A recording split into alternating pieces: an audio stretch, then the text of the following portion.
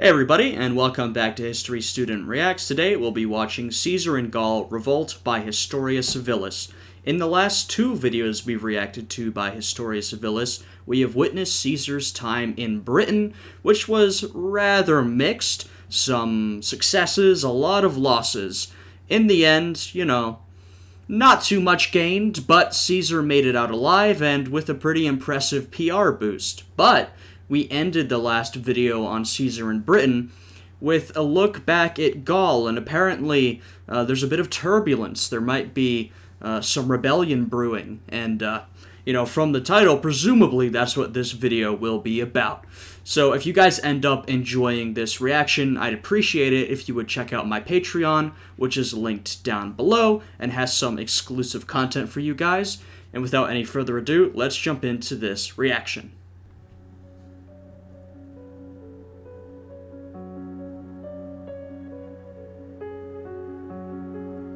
Spooky music. Julius Caesar spent 2 full years preoccupied with an invasion of Britain. While this was happening, the political situation back in Gaul was in a state of flux. Leaders from rival Gallic tribes were holding secret meetings behind Caesar's back. At these meetings, they openly complained about the Roman presence in Gaul and expressed concern that it was all just a prelude to a full-blown annexation. And, as we know, in retrospect, and to be honest, as was probably clear at the time, they were exactly right to be concerned. I mean, in recent years, the Romans had come to dominate Gaul, primarily through the efforts of Julius Caesar. By the time he goes off to conquer Britain, the Romans haven't been in Gaul for that long, or they haven't had a major presence in Gaul for that long, yet they're already becoming the undisputed masters of the region, and they are basically occupying the region. So, you can see why these Gallic tribes would have legitimate concerns about just full-scale Roman annexation. And they were right, that's exactly what was coming. And so, they're taking the right move in trying to prevent it early, but, maybe not early enough. As we saw with Britain, like the second the Romans showed up, the Britons, having, I think taken some notes from what happened in Gaul, were instantly unified. They formed a coalition, and they prepared to fight the Romans. Now, they obviously saw mixed success in that endeavor. In the end, the Romans did manage to beat them, but, they were, ready to take the initiative in the way that the Gauls haven't really been so far. Individual tribes have strongly fought back against the Romans, but they've struggled to really unify. They've dealt with a lot of infighting, and I think now they're going to try to move past that. Will they find success? You will have to see. Over time, a consensus emerged. Gallic independence was non-negotiable. From now on, the leaders agreed to secretly coordinate when dealing with the Romans. A conspiracy was born.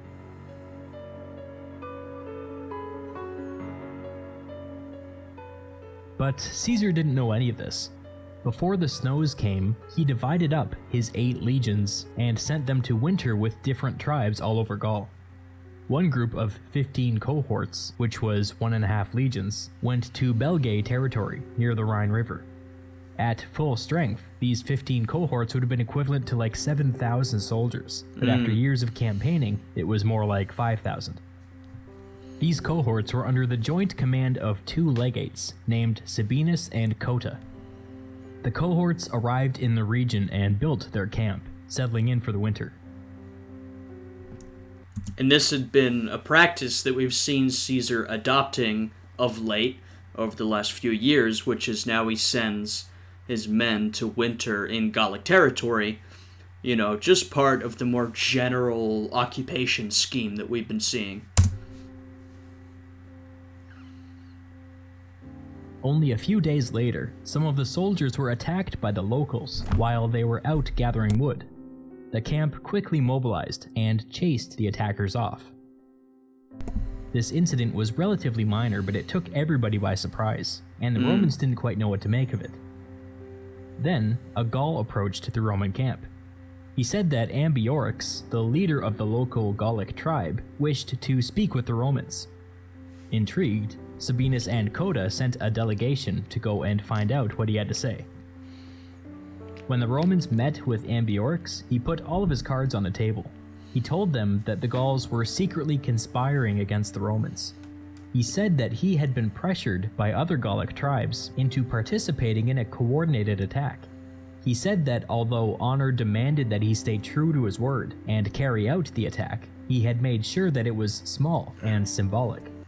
See, and this is the issue with coalition and alliance building, particularly in a situation like this where you're dealing with a lot of different tribes with different interests. You're never going to get everybody fully unified. You're always going to have a snitch. Someone's going to tell the Romans, or a defector. Someone's going to say, you know what, I think it's better for my tribe's interests if I go and work with the Romans.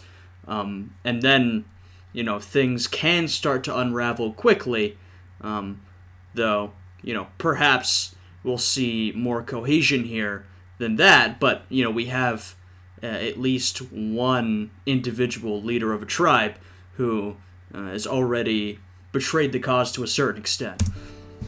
Ambiorix continued. Any day now, other Gallic tribes are going to rise up and attack a Roman legion stationed nearby.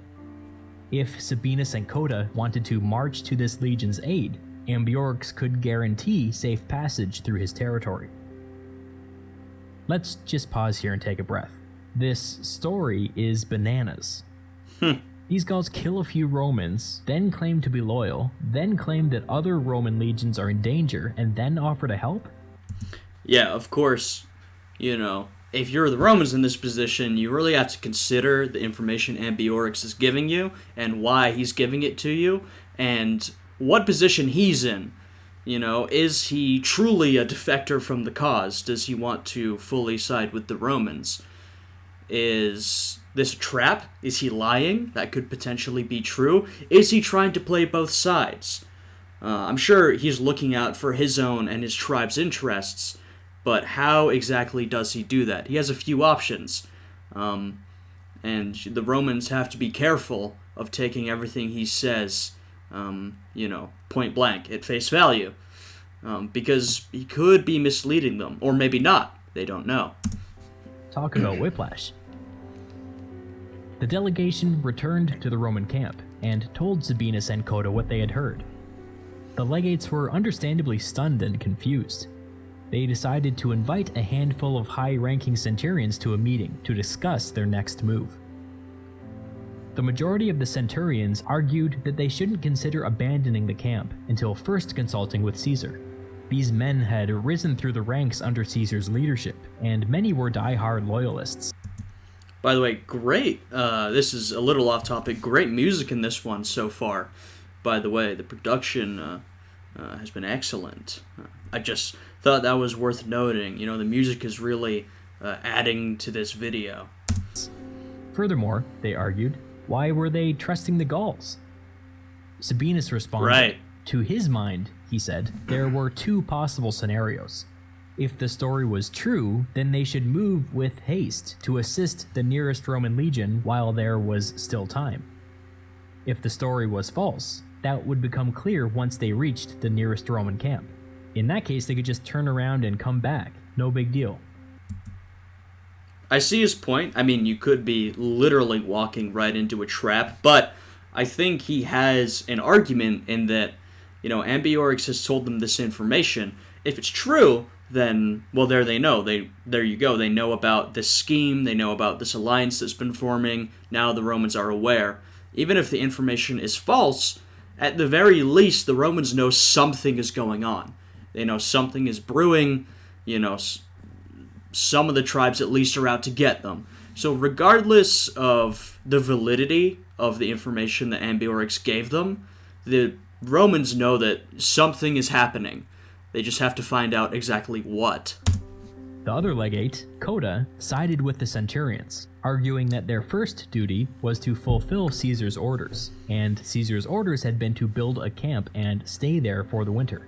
Imagination wasn't exactly one of Cotta's strong suits. This set Sabinus off. He raised his voice so that nearby soldiers could hear. If they insisted on staying in camp, he said, and some disaster befell the nearest legion, they would all have blood on their hands. Sabinus's outburst shamed everybody into an awkward silence. Sabinus sort of playing to the crowd. It's almost a Caesar-like move. He's not getting anywhere with the centurions, so he's decided, well, if I play to, the common soldiery, they might give me an upper hand here. But now we just have to see if he's right, if his idea works. They agreed to break camp at first light and march to the aid of the nearest Roman legion.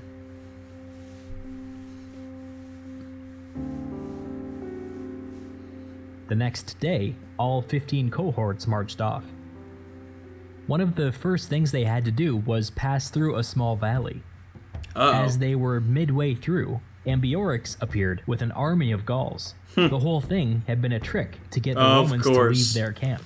Of course. The Gauls blocked the Romans in by cutting off both ends of the valley. Then, more Gauls appeared on the hills. Well, there you go. We've gone with option 2. It ended up being a trap. Now, I think what I said still holds. At the very least, the Romans know what's up now. The Gauls have, they've taken action. This is their first move. They've taken the initiative. Now, I don't know how many of these men will make it out of this trap, but overall, if the Romans can spread the word throughout Gaul and get it back to Caesar, they will now have a chance to respond at the very least. But this is still a terrible situation to be in for the Romans. They started hitting the Romans with projectiles. Coda immediately started issuing orders and had some nearby soldiers charge straight up the hill. Okay. It didn't go very well. Ooh. When the Gauls saw them coming, they started hitting them with javelins and arrows, and after some time the Romans had to pull back.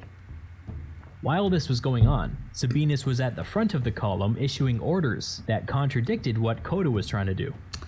It's hard to tell what exactly was going on here, but it looks like Sabinus was trying to keep pushing forward, while Coda wanted to turn and fight. After a time, Sabinus's push at the front of the column fell apart under some heavy fighting, and they were totally overrun by Gauls. Sabinus formally surrendered to Ambiorix. Jeez. He was executed on the spot. Wow. Gauls are not playing around.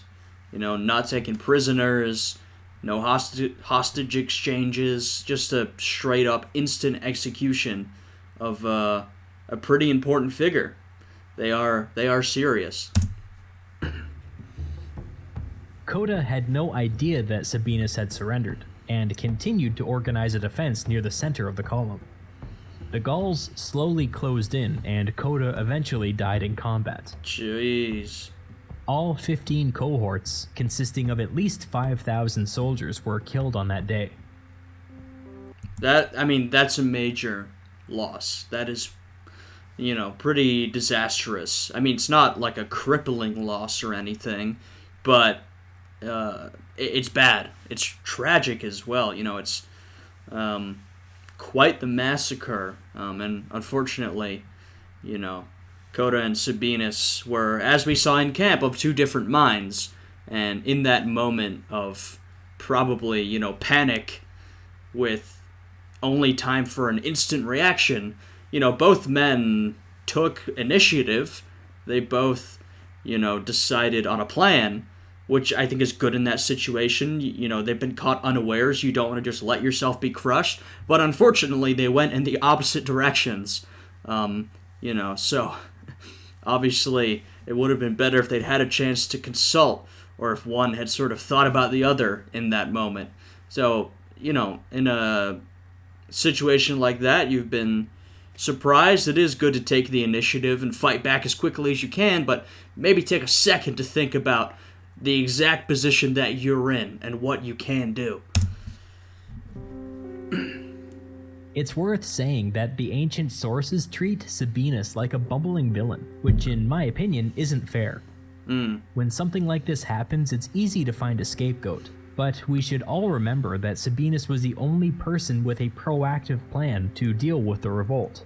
Yeah, I agree. I think, from the second he laid out his plan, I mentioned that he could be walking right into a trap, which he did. And so, you can definitely fault him for having a faulty plan, which he did, but I think his reasoning, made sense. I think he had a point. I think it was good to be proactive, perhaps in a different way, but, it's definitely not fair to make a scapegoat out of one individual in this situation. At the very least, on the day of the battle, you can point to both of these men and say, we needed a coordinated, unified strategy. So there's obviously some blame to assign to Sabinus, but you can't put all the responsibility on him alone. 9 times out of 10, this kind of thing should be celebrated. But nevertheless, this time it ended in disaster, and for the moment, nobody knew that it happened. Wow. Not very far away, there was another legion, under the command of a legate named Quintus Tullius Cicero. This was the younger brother of Marcus Tullius Cicero, the politician we all know and love, who was still down in Rome. Imagine Quintus's surprise when, without warning, Ambiorix's army showed up and besieged his camp. See, and this is what, I'd be very worried about. What I said when we had the ambush was that, this is terrible, but at the very least, now the Romans know what's happening. But if they fail to get the word out, perhaps because, they were defeated so soundly by the Gauls that, maybe no one was alive to get word back to Caesar, or maybe just not yet. I'm sure word's going to get back eventually, but at the moment, the other legions are also completely unaware of what's happening. And so this is a very dangerous situation. The Gauls absolutely have the upper hand here. Ambiorix informed Quintus that his 2 colleagues were dead, and their 15 cohorts had been destroyed. He asked Quintus to surrender. To Quintus, this was a shocking revelation. They needed to get a message to Caesar immediately. Yes. Quintus sent a rider on horseback, but they were captured before they could slip through the Gallic line. I like the thinking. Getting this information to Caesar is like the most important thing right now. We do not want to see a string of Roman legions being just destroyed one by one. The news needs to get out if the Romans want to put up an effective resistance. The Romans watched from their camp as the Gauls tortured their man to death. Ambiorix ordered the Gauls to attack, but the Romans fended them off. Barely. When the sun fell, a big portion of the Roman garrison had to remain on duty, repairing the walls and repelling nighttime raids. Quintus refused to sleep. The next day, the same thing happened. Quintus sent another rider who, again, was captured and tortured to death. There was another attack, and again the Romans repulsed it. Then the same thing happened the next day, and the next day. We might have to think of something a little different, boys. We're running into the same problem every day. Quintus was very hands-on with the defense, and his men eventually had to stage an intervention just to get him to sleep. Yeah, that's fair. All respect to a man like Quintus who's willing to get in there, command personally, do the work himself, but you do need to take a break eventually, or you're going to start to lose your mind. You need to get some sleep if you want to be an effective commander. But, respect to Quintus for doing what he's doing.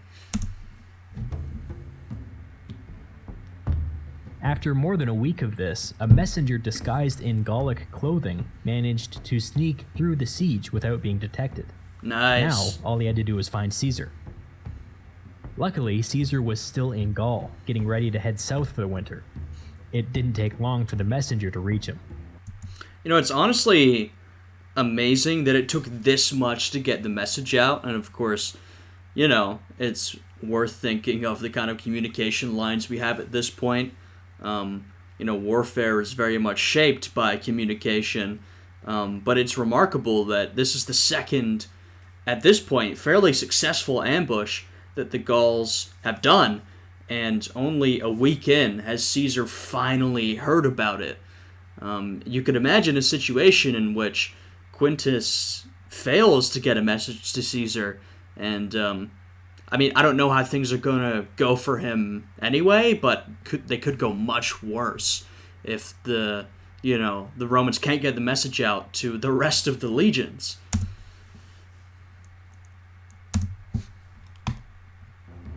Quintus's letter informed Caesar that Sabinus and Cotta's 15 cohorts had been annihilated, and that Quintus himself was now besieged by a Gallic army. Caesar was stunned. As far as he was concerned, this was the worst-case scenario. True. Everything that he had spent years working for was beginning to unravel. He wasted no time. Ignoring the snow, he immediately grabbed the nearest legion and marched off. He also sent messages to 2 other legions, instructing them to meet up with him on the march if at all possible. One legion answered the call, but the other, led by his right-hand man Labienus, wrote back, saying that there was another Gallic army mobilizing near his location. Uh-oh. This was probably Caesar's first indication that the revolt was bigger than any one tribe. Caesar, in command of only 2 legions, marched as fast as he could to Quintus's aid.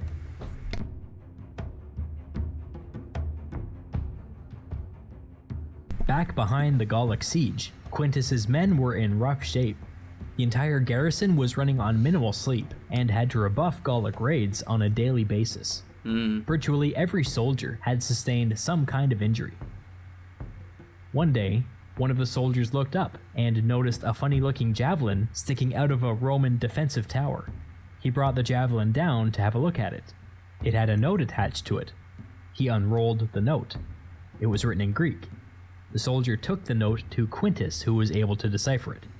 The note simply read, "Caesar is on his way. Stay strong." Oh, that's awesome. Finally, some good news. Yeah, can you imagine? I don't know if Quintus would have told everybody about it for risk of the news getting out, but can you imagine the contents of that letter slowly spreading among the soldiers and everyone finally getting a hit of hope? Because they did manage to get a rider past the Gallic lines, but they don't know if he managed to make it to Caesar. Maybe he was run down the next day. Maybe he died on the way. So this is the first sign that they might make it out of this. I'm sure everyone was still extremely concerned, but, just that brief sign of hope, that morale boost must have been, quite a moment for everybody. A few days later, they could see smoke rising in the distance.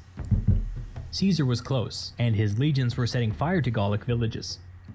Now, Typical. my first thought when I read this was that this was a mistake on Caesar's part, since the Gauls now knew that he was coming.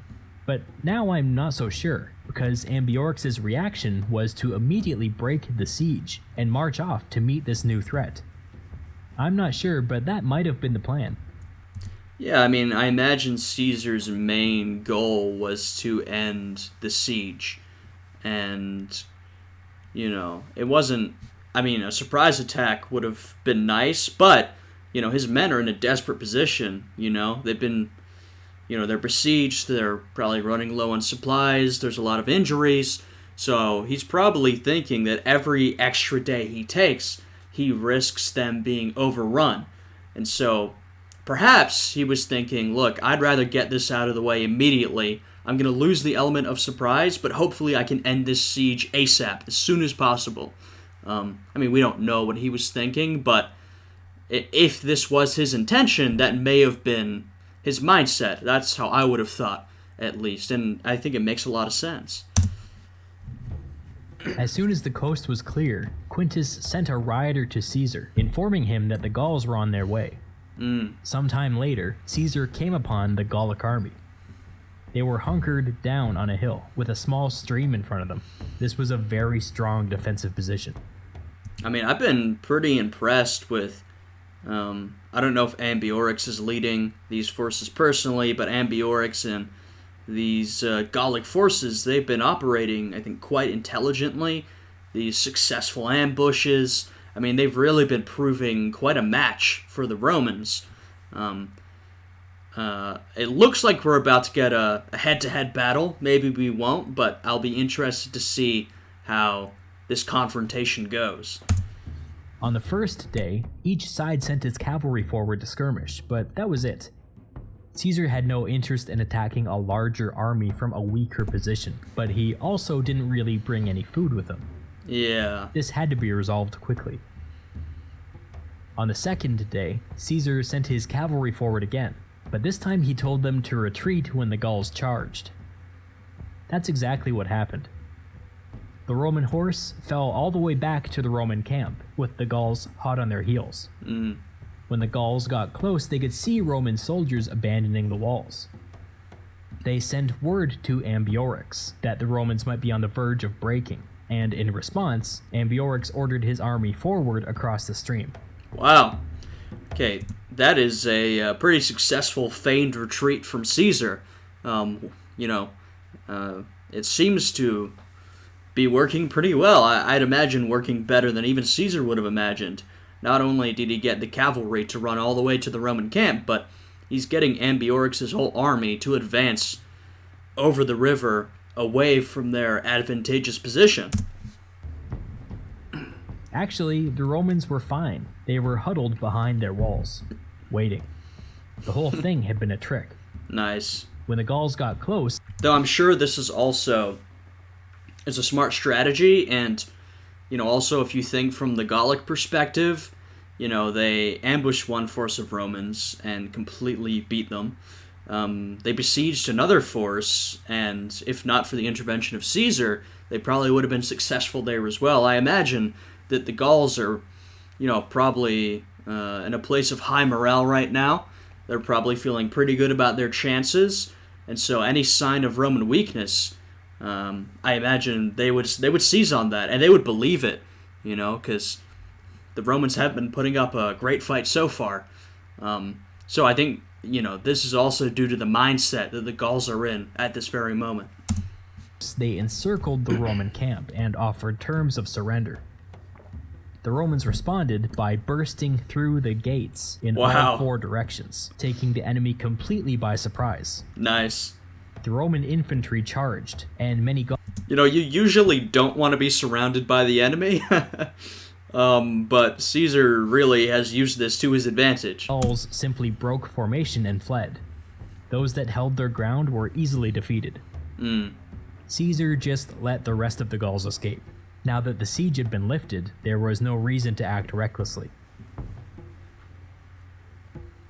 When news of Caesar's victory spread, the other Gallic army pestering Labienus faded away. Of course. Historians are kind of split on how to evaluate Quintus's leadership during this siege. Some say that the only reason Quintus had the job in the first place was because of his famous older brother, and...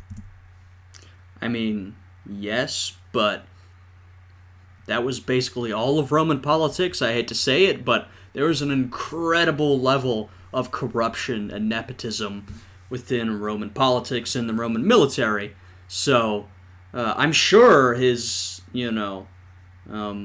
famous brother played a role in him getting this position. But, and that's not good. But at the same time, you could say that for a lot of other people in this era. So I don't necessarily know if it's a point against him. And that the whole incident was the story of a political appointee in way over his head. According to this argument, Caesar could not openly criticize Quintus since doing so would alienate his older brother. Others say that Quintus was a mediocre soldier and a mediocre politician who really distinguished himself during a crisis. I guess I'm kind of in this camp. Yeah, I mean, the only thing I know about this is Historia Civilis' video, right? So he's presenting it to us through his perspective. And so maybe if I read other sources, I would get a different perspective on Quintus. At least how it was presented here, regardless of Quintus's overall abilities or, whether he was placed there because of nepotism. I'm sure he was. it seems like he did a good job, or at least tried to do a good job in this instance. It seems like he was really trying his best and putting in the effort. And in the end, he managed to survive and, save most of his men, I imagine. So it seems like he did fairly well. But then again, like I said, I've only seen this interpretation. So maybe I'd think differently if I saw other sources about it. When I read Caesar's account of this whole thing, I see somebody pleasantly surprised by Quintus's conduct.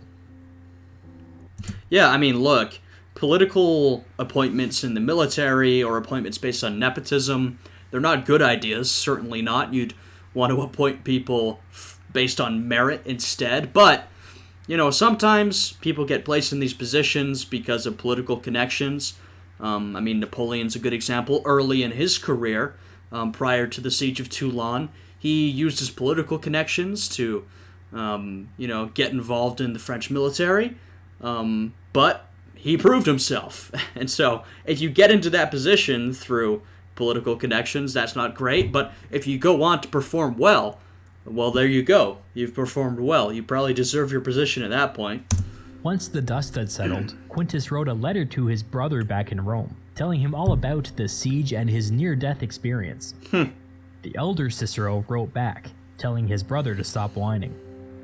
Jeez, okay. In light of recent events, Caesar decided to stay in Gaul for the winter. There was lots to do. He'd lost one of his 8 legions, and there might be more losses coming. He wrote to Pompey in Rome, who, as a favor, agreed to loan him 2 legions from Hispania. He also started the recruitment process for a new legion in Cisalpine Gaul, which, once completed, would bring his grand total up to 10. At full strength, this would have been 50,000 men. Wow. It's honestly crazy, and I know it wouldn't have been this many men because the legions weren't at full strength, but it's crazy the amount of men we talk about during ancient Rome, because after the fall of Rome and for the whole medieval period, when we look at armies and military conflicts, it's just with so few men. We're talking a couple thousand men in each medieval conflict generally. I'm very much generalizing. But then we go back hundreds of years to 1,000 years to ancient Rome, and we're talking tens of thousands of men involved in a lot of these conflicts. And it really gives you an idea of the political and logistical power of Rome. Rome was really able to organize a ton of people over a very large swath of territory in a way that was not seen again until the modern era, I'd say, post-medieval era. The ability that Rome had was not seen again for thousands of years. So it's really, or at least 1,000 years, I'll say that much. So it's just really remarkable how many people Rome could organize and how much territory it could govern. Second, the revolt had done some damage to Caesar's prestige, and he needed to reassert himself.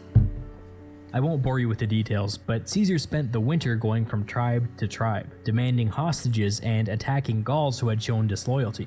When the snows melted, he ruthlessly attacked Ambiorix's tribe on 3 separate occasions. Jeez, ruthless, but he knows he's in a bad situation. And just one quick addition on what I just said. We've been watching Kings and Generals series on the First Crusade. That's probably the biggest organization of the most people over the largest amount of territory that had been seen since Rome.